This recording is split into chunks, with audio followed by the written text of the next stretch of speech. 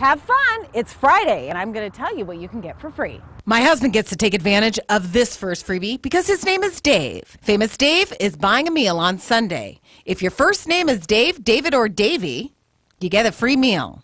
It's a maximum value of $15, so a great deal. If your middle name is Dave, you'll get a deal too, half off. The free and discounted meals are only valid this Sunday at all of the Famous Dave's locations from 11 a.m. until 10 p.m.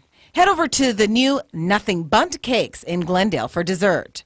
The first 50 people to show up, starting at 9 a.m., will get free buntlets for a full year. If you miss the free treat, you can still take the family down for their grand opening because from noon to 2 p.m., they will have all sorts of free activities, including face painting, balloon twisting, and they'll have lots of yummy cakes for you to sample. I'll have all the details of the freebies that I mentioned posted on our website. Just head over to abc15.com/smartshopper. I'm Daphne Monroe, your smart shopper.